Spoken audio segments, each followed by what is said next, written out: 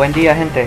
En esta ocasión vamos a hablar un poco acerca de la recursividad, teniendo en cuenta que la recursión es un recurso muy poderoso que permite expresar soluciones simples y naturales a ciertos tipos de problemas.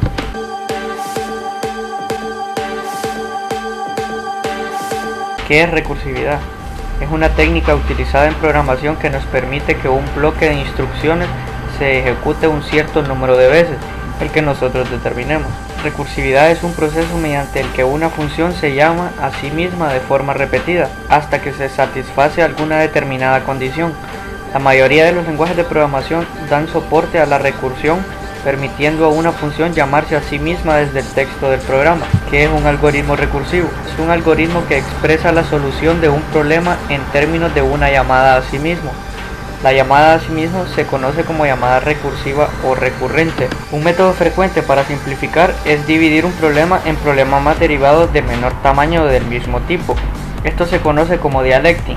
Como técnica de programación se denomina divide y vencerás y es pieza fundamental para el diseño de muchos algoritmos de importancia, así como parte esencial de la programación dinámica. Virtualmente todos los lenguajes de programación modernos permiten las especificaciones directas de funciones y subrutinas recursivas.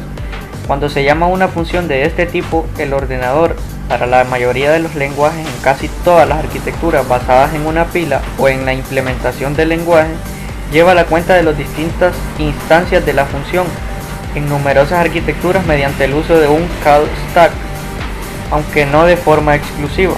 Requisitos: retornar un valor, llamarse a sí mismo, seleccionar cuándo se tiene que llamar a qué caso. Ventajas y desventajas de la función recursiva. Como ventajas tenemos: soluciona problemas recurrentes y son programas más cortos. En las desventajas tenemos creación de muchas variables y también puede necesitar mucha memoria. Algunos lenguajes diseñados para programación lógica y programación funcional ofrecen la recursión como el único medio de repetición directa disponible para el programador. Estos lenguajes suelen conseguir que la recursión de cola sea tan eficiente como la iteración, permitiendo a los programadores expresar otras estructuras repetitivas, tales como for, en términos de recursión. Ejemplos de recursión: cálculo de números factoriales, sucesión de Fibonacci, números de Catalan, función de Ackermann y las torres de Hanoi. Un método recursivo debe contener uno o más casos bases. Casos bases son casos para los que existe una solución directa, una o más llamadas recursivas, casos en los que se llama a sí mismo. Caso base: siempre ha de existir uno o más casos en los que los valores de los parámetros de entrada permitan al método devolver un resultado directo. Estos casos también se conoce como solución trivial del problema. La llamada recursiva: si los valores de los parámetros de entrada no cumplen la condición del caso base, se llama recursivamente al método.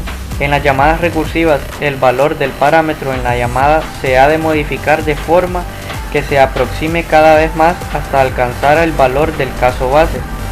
En el ejemplo del factorial, en cada llamada recursiva se utiliza n-1, por lo que en cada llamada el valor de n se acerca más a 0, que es el caso base. No se debe utilizar la recursión cuando la iteración ofrece una solución obvia, cuando el problema se pueda definir mejor de una forma recursiva que iterativa. Lo resolveremos utilizando recursividad. Para medir la eficacia de un algoritmo recursivo se tienen en cuenta tres factores: tiempo de ejecución, uso de memoria, legibilidad y facilidad de comprensión. Las soluciones recursivas suelen ser más lentas que las iterativas por el tiempo empleado en la gestión de las sucesivas llamadas a los métodos. Además, consumen más memoria ya que se deben guardar los contextos de ejecución de cada método que se llama. Torres de Hanoi. Dentro de las torres de Hanoi tenemos tres pilas: origen, auxiliar y destino. Algoritmo de torres de Hanoi. Entrada: tres pilas de números origen, auxiliar, destino. Salida: la pila destino. Si origen igual 1, entonces mover el disco 1 de la pila origen a la pila destino. Si no, Hanoi, origen, destino, auxiliar, Mover disco n a destino. Es importante considerar que no todos los problemas son recursivos. Las características de los árboles es que son estructuras inherentemente recursivas. En otras palabras, cualquier actividad de programación que se realice con árboles se utiliza recursividad. No se debe utilizar la recursión cuando la iteración ofrece una solución obvia. Se utilizan las estructuras while y for para trabajar con recursividad.